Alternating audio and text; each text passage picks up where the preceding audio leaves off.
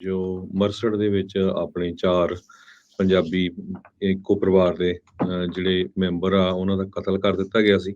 ਉਹਦੇ ਸੰਬੰਧ ਦੇ ਵਿੱਚ ਅਸੂਜ਼ ਸਲਗਾਡੋ ਜਿਹੜਾ ਸਸਪੈਕਟ ਆ ਉਹ ਅਪੀਅਰ ਹੋਇਆ ਮਰਸਡ ਕਾਉਂਟੀ ਸੁਪੀਰੀਅਰ ਕੋਰਟ ਦੇ ਵਿੱਚ ਕੱਲ ਸਵੇਰੇ ਤੇ ਉਸ ਦੇ ਸ਼ੈਕਲਸ ਲੱਗੇ ਹੋਏ ਸੀ।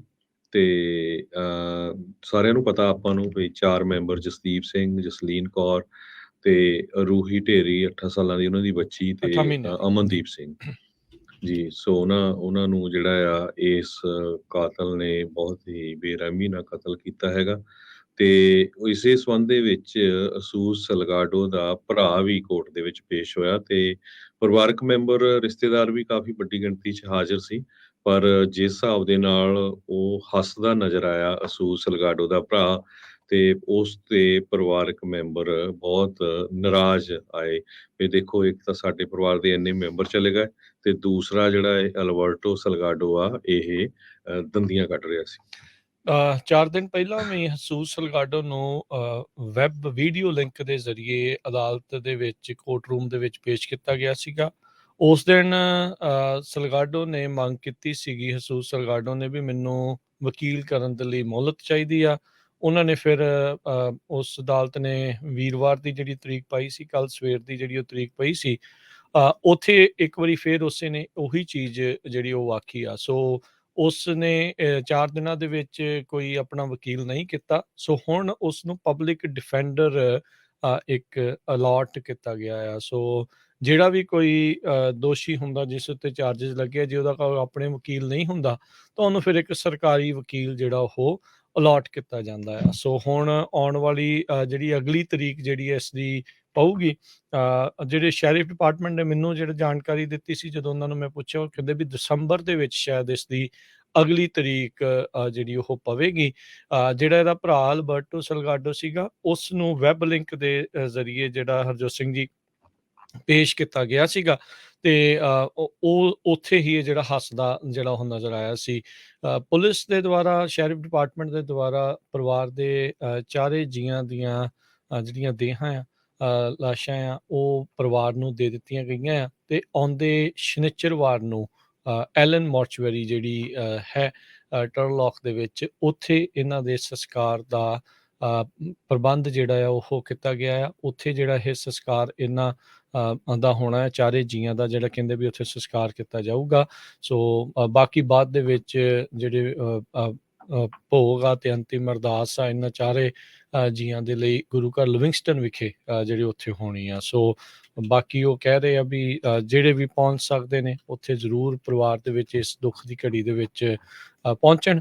ਤੇ ਉੱਦਾਂ ਉਹਨਾਂ ਨੇ ਇਹ ਵੀ ਕਿਹਾ ਆ ਵੀ ਰਿਮੋਟ ਜੇ ਕਿਸੇ ਨੇ ਆਨਲਾਈਨ ਵੀ ਵੇਖਣਾ ਹੋਵੇ ਤਾਂ ਉਹਦੇ ਲਈ ਡਿਜੀਟਲ ਲਿੰਕ ਵੀ ਜਿਹੜਾ ਉਹ ਪ੍ਰਦਾਨ ਜਿਹੜਾ ਉਹ ਕੀਤਾ ਜਾਊਗਾ। ਸੋ ਇਹ ਤਕਰੀਬਨ ਸਵੇਰੇ 10 ਵਜੇ ਦੱਸ ਰਹੇ ਆ, 15 ਅਕਤੂਬਰ ਸ਼ਨੀਚਰਵਾਰ ਨੂੰ ਸਵੇਰੇ ਜਿਹੜਾ ਇਹਨਾਂ ਪਰਿਵਾਰਾਂ ਦੇ ਜੀਆਂ ਦਾ ਇਹਨਾਂ ਦਾ ਜਿਹੜਾ ਸੰਸਕਾਰ ਆ ਉਹ ਕੀਤਾ ਜਾਣਾ ਆ।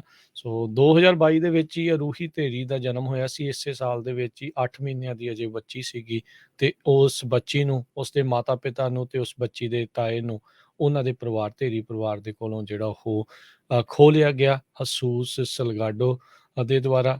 ਕੀ ਪਤਾ ਨਹੀਂ ਉਹਦੇ ਮਨ ਦੇ ਵਿੱਚ ਕੀ ਅਜਿਹਾ ਜਿਹੜੀ ਨਫ਼ਰਤ ਇਸ ਪਰਿਵਾਰ ਦੇ ਪ੍ਰਤੀ ਸੀਗੀ, ਕੀ ਇੰਨਾ ਜਿਹੜਾ ਉਸਨੇ ਉਹ ਕੀਤਾ ਵੀ ਇਹ ਐਡਾ ਵੱਡਾ ਜਿਹੜਾ ਉਸਨੇ ਕਦਮ ਚੁੱਕ ਕੇ ਪੂਰੇ ਦੇ ਪੂਰੇ ਪਰਿਵਾਰ ਨੂੰ ਹੀ ਜਿਹੜਾ ਉਹ ਮਾਰ ਮੁਕਾਇਆ। ਹਾਲ ਦੀ ਘੜੀ ਇਨਵੈਸਟੀਗੇਸ਼ਨ ਦੇ ਵਿੱਚ ਸ਼ੈਰਿਫ ਡਿਪਾਰਟਮੈਂਟ ਨੇ ਆਪਣੇ ਬੁੱਲ ਸੀਤੇ ਨੇ, ਕੋਈ ਬਹੁਤਾ ਹੋਰ ਇਸ ਦੇ ਵਿੱਚ ਜਾਣਕਾਰੀ ਆ ਉਹ ਨਹੀਂ ਦੱਸ ਰਹੇ ਹੈਗੇ।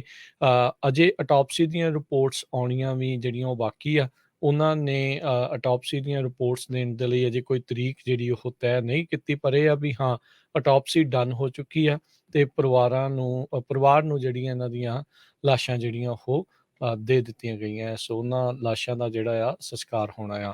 ਸੋ ਹਰਜੋਤ ਸਿੰਘ ਜੀ, ਇਸ ਕੋਰਟ ਰੂਮ ਦੇ ਵਿੱਚ ਕੀ ਹੋਇਆ ਜੇ ਉਹ ਦੱਸਦੇ ਜਾਈਏ। ਜਿਹੜਾ ਹਸੂਸ ਸਲਗਾਡੋ ਆ ਉਸਨੇ ਪਲੀ ਕੀਤਾ ਨਾਟ ਗਿਲਟੀ, ਵੀ ਮੈਂ ਇਹਨਾਂ ਦੋਸ਼ਾਂ ਦੇ ਵਿੱਚ ਦੋਸ਼ੀ ਨਹੀਂ ਹੈਗਾ।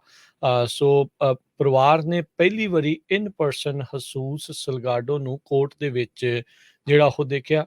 ਪਰਿਵਾਰ ਵਾਲੇ ਦੱਸਦੇ ਸੀਗੇ ਵੀ ਸਾਡਾ ਦਿਲ ਜਿਹੜਾ ਆ ਉਹ ਵਲੂੰਦਰਿਆ ਗਿਆ ਜਦ ਉਸ ਨੂੰ ਪਹਿਲੀ ਵਾਰੀ ਇਹ ਲਾਸ਼ਾਂ ਮਿਲਣ ਤੋਂ ਬਾਅਦ ਦੇ ਵਿੱਚ ਇਸ ਨੂੰ ਜਿਹੜਾ ਉਹ ਦੇਖਿਆ ਹੈਗਾ ਆ। So first degree murder charges with special circumstances ਦੇ ਜਿਹੜੇ ਚਾਰਜ ਲੱਗੇ ਆ, ਉਹਨਾਂ ਸਾਰੇ ਚਾਰजेस ਦੇ ਵਿੱਚ ਇਸਨੇ ਆਪਣੇ ਆਪ ਨੂੰ ਨਾਟ ਗਿਲਟੀ ਜਿਹੜਾ ਉਹ ਪਲੀ ਕੀਤਾ ਹੈਗਾ ਆ। ਸੋ ਇਹ ਜਿਹੜੀ ਚੀਜ਼ ਆ ਲੇਟੈਸਟ ਅਪਡੇਟ ਉਸ ਮਾਮਲੇ ਦੇ ਵਿੱਚ ਆ ਰਹੀ ਆ।